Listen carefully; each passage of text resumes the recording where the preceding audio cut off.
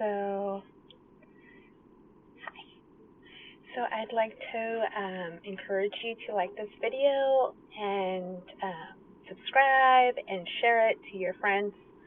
Um, share it to as many people as you can. All right. So today I'd like to just take a couple of minutes before I start shift. Today was actually an exception to my recent shifts. I've gotten here like half an hour early, um, so I just thought I would take a couple of minutes and just give you a rundown of my last night. So the other night, about 2 nights ago, I was in the search tent, that being known as the area where patients that we believe may have symptoms or may have a possibility of testing positive for COVID will go for initiating treatment, that is. And from there on, uh, they will either be discharged to go home after being tested and then quarantine, or go on to one of our other zones where they need more treatment. Um, so that was really it. I've never really been in that tent before. That night was my first night. Part of being there was learning how to triage patients, whether they just needed to be swabbed and tested and go home, or alerting basically medical staff and letting them know that they needed further treatment and going to a different area, in what area that would be. So that was part of it, and then the other part of that is knowing how to stay on top of the tests that they needed to get done. For example, I had a patient that needed swabs, labs, X-ray, EKG, needed everything. Then there was another patient that just needed to go to zone to right away. Then there was other patients that just got tested and went home, and how to stay on top of those things. So pretty much learning to assess patients on the go has become um, really important during this time, especially with this whole COVID coronavirus going on. Um, there's patients that you will see come across that will be exhibiting shortness of breath, but that doesn't necessarily mean shortness of breath due to coronavirus. Some of these patients may have a history of asthma. Some of these patients may have a history of COPD. Some of these patients may have a history of renal issues that could also cause shortness of breath. CHF that could also cause shortness of breath. So you really have to think about, like, okay, what is this patient exhibiting?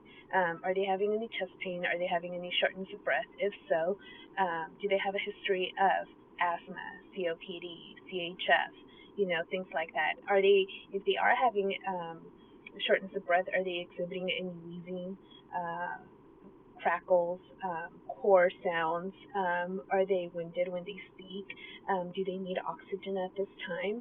So those were things that, like, while being in that tent, I just was made more aware of. Whereas being in a different zone, not that it's not as important, it is important. But you know that in the other zones that the doctors are going to come by and they're going to see them. So you are assessing, and you're still taking care of the patients. But in this instance, for example, being in the tent the other night, I was the one doing the lung sounds. Uh, that was all night. I mean, I think I probably only saw the doctor once come by and see one patient.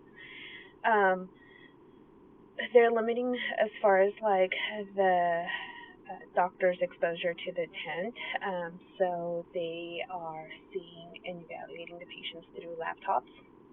Unless they need further workups, then they go to other zones, and that's where they will be addressed by a doctor and other medical staff. But unless they go to those zones, they won't see a doctor in person. So it is very important, and it just makes you more aware of the patient's symptoms. It's more important when you're triaging. more than anything, to make sure that that patient gets the appropriate care. As versus being in the zones, you're not making that determination unless you're charge nurse. If you're the nurse, you're carrying out the orders that are being placed for that patient, but you're not making that deciding factor. You're not making those decisions. So that's where it's a little bit different. But anyways, so I hope you gathered some information from this. I hope that you learned something from this.